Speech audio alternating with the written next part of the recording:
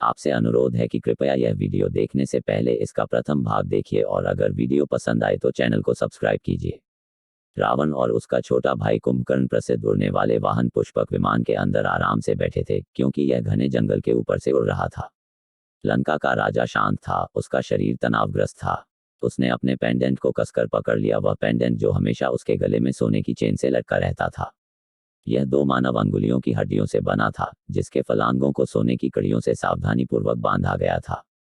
कई भारतीय राक्षसी योद्धाओं की जनजातियों के अस्तित्व में विश्वास करते थे, जो अपने सबसे बहादुर विरोधियों के शरीर के अवशेषों से खुद को सजाते थे। ऐसा करने में उन्हें मृत पुरुषों की ताकत खुद को हस्तांतरित करने के लिए कहा गया था। रावण के प्रति पूरी तरह से वफादार लंकाई सैनिकों ने इस किंवदंती को माना और प्रचारित किया कि उनके गले में लटकन एक कट्टर दुश्मन के हाथ के अवशेषों से बनाया गया था। केवल कुंभकर्ण ही सच्चाई जानता था। केवल वही जानता था कि इसका क्या मतलब था जब रावण ने लटकन को कसकर पकड़ रखा था, जिस तरह वह अब उसे पकड़ रहा था। कुंभकर्ण ने अपने बड़े भाई को चुप रहने के लिए छोड़कर पुष्पक विमान के चारों ओर देखा। विशाल उड़ने वाले वाहन को शंकु के आकार का बनाया गया था, जो धीरे से ऊपर की ओर पतला होता था। इसके कई पोरथोल आधार के करीब मोटे कांच से सील किए गए थे, लेकिन धातु की खिड़की के रंग वापस खींचे गए थे। सुबह के सूरज की विसरित रोशनी अंदर की ओर प्रकाशमान हो गई। हालांकि वाहन काफी ध्वनिरोधी था, विमान के शीर्ष पर मुख्य रोटर की तेज आवाज सुनी जा सकती थी। इसके अलावा विमान के बेस के करीब कई छोटे रोटार का शोर था, जिसने फ्लाइंग मशीन की दिशात्मक और पार्श्व गति को नियंत्रित करने में मदद की।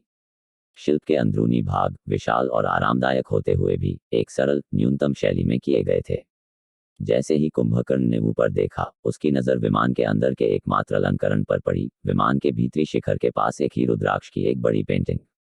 एक भूरा अंडाकार बीज, रुद्राक्ष का शाब्दिक अर्थ है रुद्र का अश्रु। वे सभी जो देवताओं के भगवान महादेव भगवान रुद्र के प्रति वफादार थे, उन्होंने अपने शरीर पर रुद्राक्ष के बीज पहने थे या इसे अपने पूजा कक्षों में रखा था। पेंटिंग में एक विशेष प्रकार के रुद्राक्ष को दर्शाया गया है, जिसके चारों ओर एक ही खांचा चल रहा है। मूल बहुत छोटा बीज, जो पेंटिंग के लिए मॉडल था, एक मुखी के रूप में जाना जाता था। एक दुर्लभ प्रकार का रुद्राक्ष, यह मिलना मुश्किल और बेहद महंगा था। सोने के धागे पर लटका हुआ एक नमूना रावण के महल में उसके निजी मंदिर में रखा गया था। पेंटिंग के अलावा विमान ज्यादातर नंगे थे, विलासिता के लिए डिजाइन किए गए एक सैन्य वाहन से अधिक। क्योंकि इसने कार्य को रूप से अधिक रखा, यह 100 से अधिक यात्रियों को समायोजित करने में सक्षम था। कुंभकर्ण ने संतोष के साथ देखा कि सैनिक चुपचाप बैठे थे, अनुशासित चापों में जो विमान में फैले हुए थे। उन्होंने अभी खाना समाप्त किया था, फेड और आराम किया, वे कार्रवाई के लिए तैयार थे। सालसित द्वीप पर उतरने के कुछ घंटे पहले की बात है। वहां कुंभकर्ण को बताया गया था, समीची ने निर्वासित अयोध्या राजघरानों राम, सीता, उनकी पत्नी, लक्ष्मण, उनके छोटे भाई और मलयपुत्र समर्थकों के उनके बैंड के बारे में महत्वपूर्ण जानकारी के साथ उनका इंतजार किया। लंकाई सैनिकों का मानना कि वे अपने शक्तिशाली राजा की बहन शूर्पणखा के अपमान का बदला लेने के लिए जा रहे थे, जिसे राजकुमार लक्ष्मण ने घायल कर दिया था। जबकि कॉस्मेटिक सर्जरी उसकी नाक पर चोट के शारीरिक निशान को दूर कर देगी, चेहरे के रूपक नुकसान का बदला केवल खून से ही लिया जा सकता है।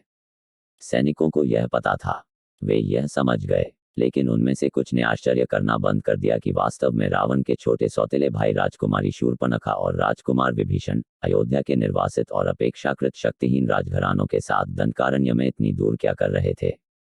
वे पूर्ण मूर्ख हैं, रावण ने अपनी आवाज कम रखते हुए कर्कश स्वर में कहा। एक लटकती हुई छड़ पर लिपटा एक पर्दा बाकी हिस्सों से रावण और कुंभकर्ण की कुर्सियों को आंशिक रूप से प्रदर्शित करता है। मुझे इस मिशन के लिए उन पर कभी भरोसा नहीं करना चाहिए था। एक असफल मुठभेड़ और उसके परिणामस्वरूप राम और अन्य लोगों के साथ झड़प के बाद विभीषण शूर्पणखा और लंका के सैनिकों को भारत के पश्चिमी तट पर सालसेट के लिए एक त्वरित मार्च पर ले गया था। वहां से रावण के पुत्र इंद्रजीत के नेतृत्व में वे एक जहाज लेकर वापस लंका गए थे।